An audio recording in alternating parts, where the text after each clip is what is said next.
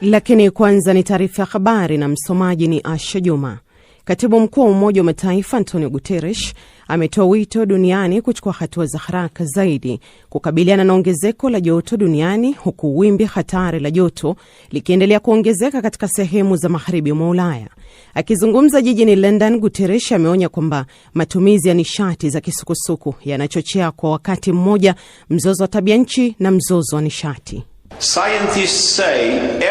Wanasayansi wanasema kuwa wastani wa hali joto ya kila mwaka itavuka kiwango hicho katika miaka ijayo, na jukumu lililo mbele yetu ni kudhibiti kwa ukali kiwango hicho cha kuvuka, kupunguza muda wake na kushusha hali joto chini ya nyuzi joto 1.5 haraka iwezekanavyo. Ufaransa imerekodi usiku wenye joto kali zaidi tangu kumbukumbu za hali ya hewa zilipoanza kuhifadhiwa karibu miaka 80 iliyopita. Zaidi ya nusu ya maeneo ya nchi hiyo yako kwenye tahadhari ya rangi ya wekundu, kiwango cha juu zaidi cha onyo. Nchini Italia, mamlaka zimetangaza tahadhari ya kiwango cha juu katika miji 15.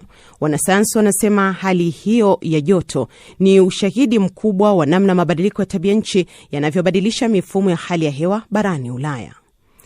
Vyombo vya habari vya serikali nchini Lebanon vimeripoti kwamba watu wawili wameuawa baada ya wanajeshi wa Israel kufyatua risasi kwa kundi la watu waliokuwa karibu na tingatinga lililokuwa likisafisha barabara katika mji wa Nabatie kusini mwa nchi hiyo. Tukio hilo limetokea baada ya siku 3 za utulivu ambapo makubaliano ya kusitisha mapigano yalidumu na hakuna ripoti za mauaji yoyote zilizoripotiwa kwa mara ya kwanza tangu mnamo mwezi Aprili, wakati juhudi za kufikia makubaliano ya kudumu ya amani zilipoanza.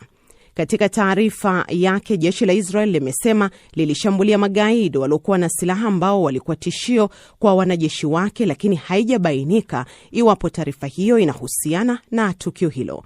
Hezbollah imeshtumu Israel kwa kile ilichokiita ukiukaji wa wazi wa makubaliano ya kusitisha mapigano. Wiki iliyopita Iran ilijumuisha Lebanon katika hati ya makubaliano ya ushirikiano iliyotiwa saini kati yake na Marekani.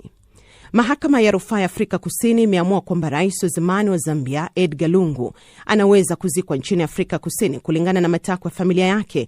Hata hivyo, bado haijulikani iwapo uamuzi huo uliotolewa Jumanne na mahakama kuu ya rufaa mjini Bloemfontein utakuwa mwisho wa mzozo wa kisheria kuhusu hatima ya mwili wake, kufuatia uhasama wa muda mrefu kati ya Lungu na mrithi wake Rais Hakainde Hichilema.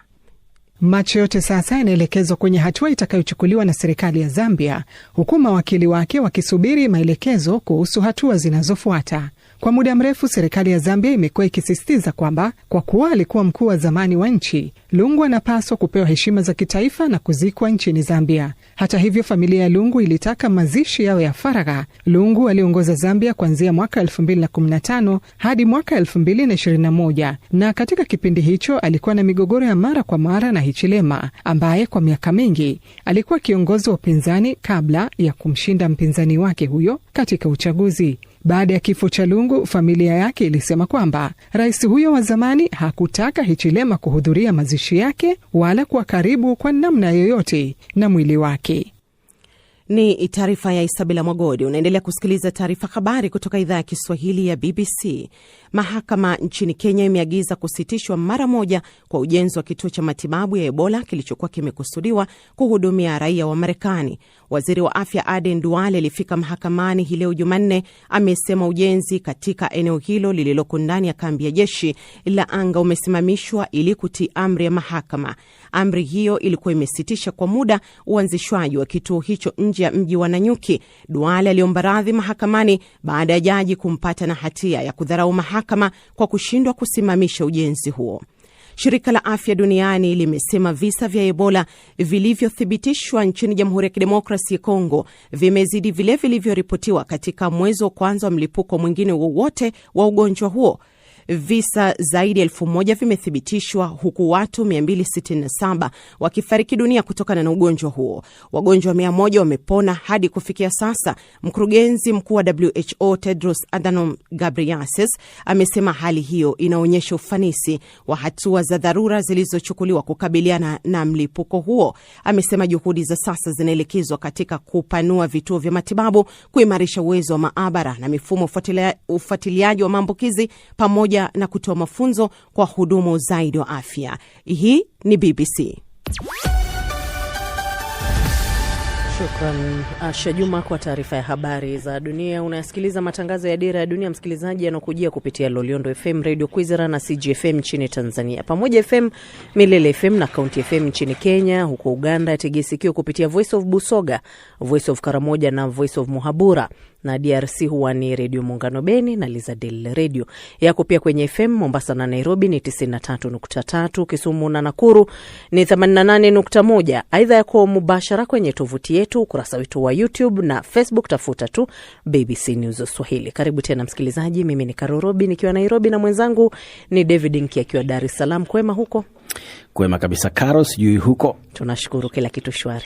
Safi. Karibu sana msikilizaji popote pale ulipo. Katibu mkuu wa Umoja Mataifa Antonio Guterres ametoa wito kwa viongozi wa dunia kuchukua hatua za dharura kukabiliana na ongezeko la joto duniani, huku wimbi hatari la joto likiendelea kuongezeka katika sehemu za magharibi mwa Ulaya. Zaidi na Victor Kenani.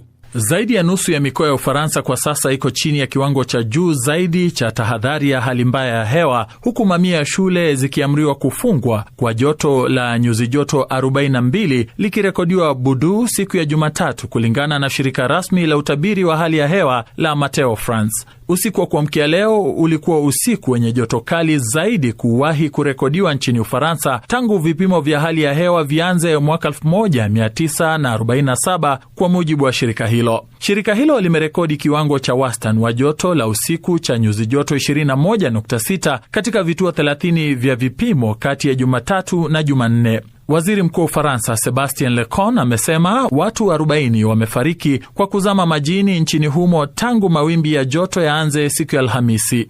Nchini Ufaransa, shule 845 za msingi na sekondari zimefungwa kutokana na joto kali, huku shule nyingine 1800 zikibadilisha ratiba za masomo. Hiyo ni takriban 5% ya shule zote nchini humo. Tahadhari ya juu zaidi pia zimetolewa nchini Ujerumani, Italy, Switzerland na Luxembourg. Nchini Ujerumani, wananchi wanajiandaa kwa viwango vya joto vya juu zaidi kuwahi kurekodiwa mwezi Juni siku ya Ijumaa, ambapo joto linaweza kufikia nyuzi joto 40 katika maeneo ya magharibi na kusini magharibi mwa nchi hiyo. Kuongezeka kwa joto kunasababishwa na hewa moto inayosogea kaskazini kutoka jangwa la Sahara, ambayo kwa upande wake inazuia hewa ya moto kubaki juu ya maeneo yaliyoathirika. Watabiri wa hali ya hewa wanasema hali hiyo inaweza kusababisha moja ya mawimbi marefu zaidi ya joto katika miaka ya hivi karibuni. Wanasayansi wanasema kuwa mawimbi ya joto yanayojirudia ni moja ya dalili za ongezeko la joto duniani. Weather is the cause of heat waves and we've always had heat waves. Hali ya hewa ndiyo chanzo cha mawimbi ya joto na tumekuwa nayo siku zote, lakini mabadiliko ya tabia nchi yanayafanya yawe na joto zaidi, yatokee mara nyingi zaidi na yadumu kwa muda mrefu zaidi. Kwa hivyo ni makali zaidi kuliko yalivyokuwa zamani, yanatokea mapema na pia baadaye katika mwaka, kama tulivyoona mawimbi makali ya joto mwezi wa Mei mwaka huu, na pia yanadumu kwa vipindi virefu zaidi. And they're happening over longer periods as well. Kwingineko, hali hiyo imesababisha shirika la hali ya hewa la Uhispania IMET kuonya kuhusu viwango vya joto vya juu sana kwa msimu huu hadi Jumatano, vikiwa kati ya nyuzi 5 hadi 10 juu ya kiwango cha kawaida. Baadhi ya maeneo yanatarajiwa kufikia nyuzi joto 44. Tahadhari ya juu zaidi imetolewa katika eneo la Basque, huku joto katika mji wa San Sebastian likitarajiwa kufikia nyuzi joto 40, karibu mara 2 ya wastani wa kipindi hiki cha mwaka. Nchini Italy, tahadhari ya juu zimetolewa kwa miji 12 ikiwemo Milan, Turin,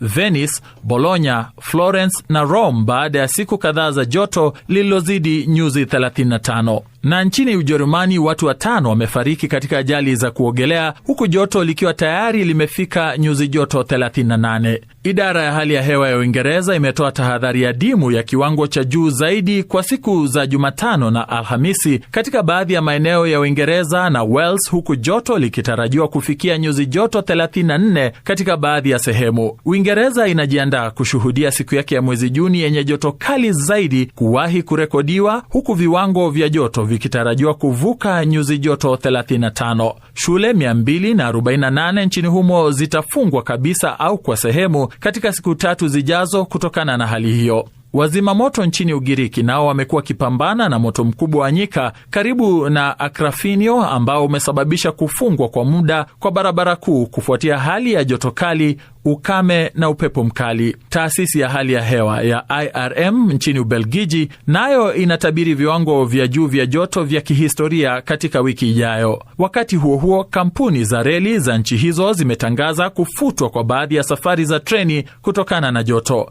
Viwango vya joto vinatarajiwa kufikia kilele chake katika maeneo mengi ya bara Ulaya siku ya Jumatano.